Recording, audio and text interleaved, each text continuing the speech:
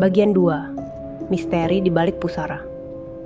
Keesokan harinya, Rini memutuskan untuk mencari tahu lebih lanjut tentang sejarah desa dan sosok kepala desa yang nisan lamanya ditunjukkan oleh pocong semalam.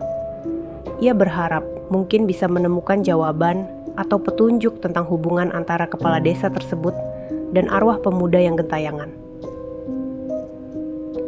Rasa takut dan penasaran bercampur menjadi dorongan kuat yang memaksanya melangkah lebih jauh ke dalam kegelapan cerita desa Sumberjati.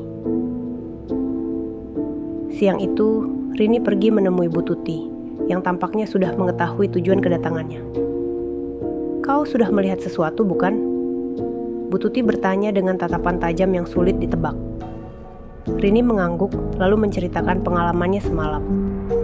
Sosok itu menunjukkan sebuah nisan dengan nama kepala desa lama. Apa yang terjadi dengan mereka, Bu Tuti? Kenapa sosok itu muncul dan meminta bantuan saya?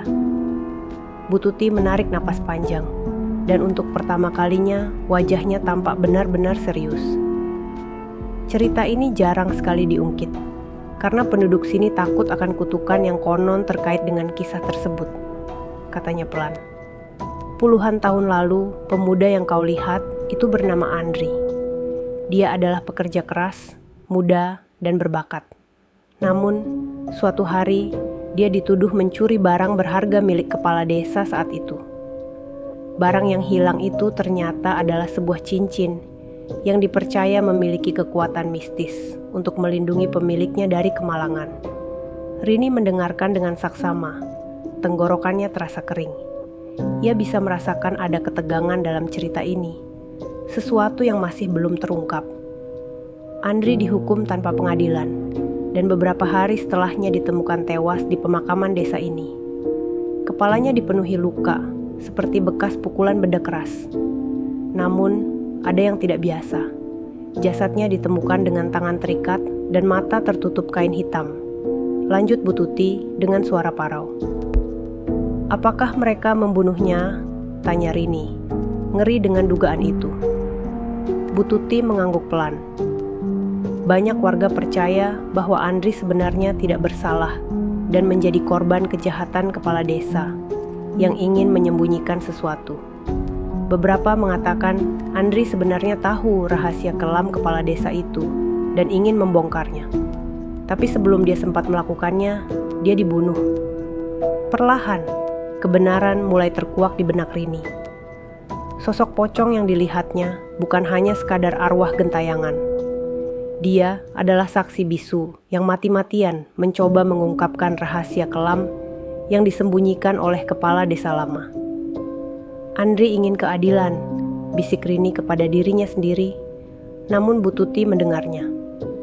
"Tepat," jawab Bu Tuti. "Tapi keadilan itu harus ditebus dengan keberanian yang besar. Jika kau memang bersedia membantunya, kau harus menemukan cincin itu. Cincin itulah yang memegang kunci dari semua kejahatan yang menimpa Andri." Rini merasa bulu kuduknya meremang. Misinya tak lagi sekadar membantu arwah yang gentayangan. Kini, ia harus menemukan cincin mistis yang terhubung dengan kematian Andri. Malamnya, meskipun rasa takut melingkupi, Rini memutuskan untuk kembali ke pemakaman.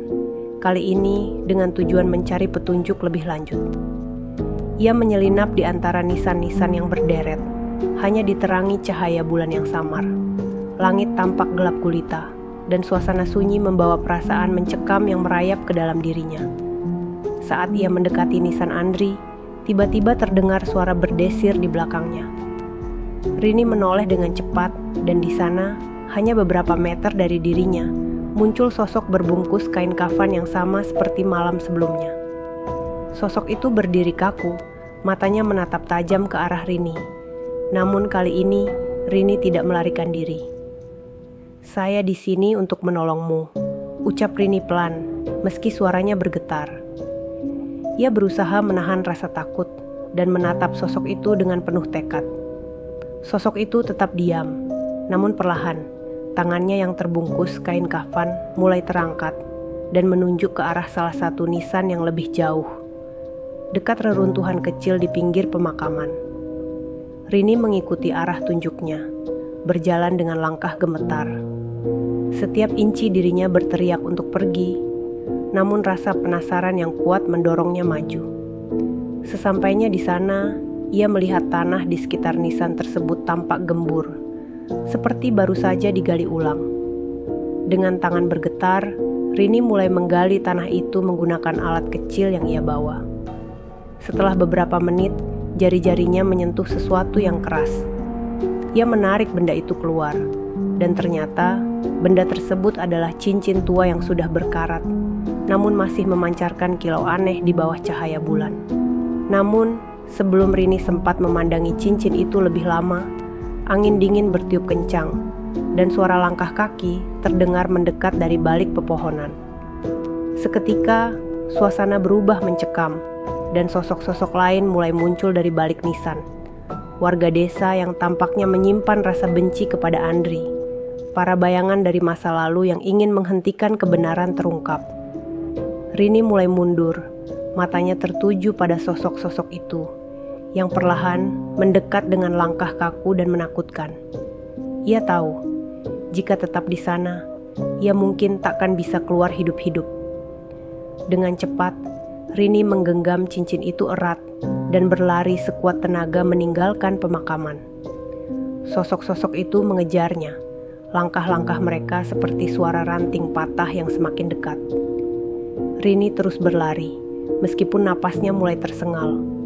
Ia merasa setiap detik dikejar oleh bayangan kematian yang siap menyergap kapan saja. Akhirnya, setelah berhasil keluar dari area pemakaman, Rini melihat sosok pocong Andri berdiri di pinggir jalan, seolah memberi isyarat bahwa ia harus segera membawa cincin itu ke tempat aman. Pocong itu mengangguk perlahan, lalu menghilang dalam kabut yang semakin pekat. Dengan jantung berdebar, Rini berjanji bahwa ia akan menemukan kebenaran di balik kematian Andri dan membawa kisah itu ke permukaan, apapun risikonya. Kini, ia memegang kunci dari rahasia kelam yang tersimpan di balik pusara-pusara desa Sumberjati. Dan ia bersumpah untuk menguak kebenaran yang telah terkubur bertahun-tahun. Meskipun arwah-arwah gelap terus mengintainya dari balik kegelapan.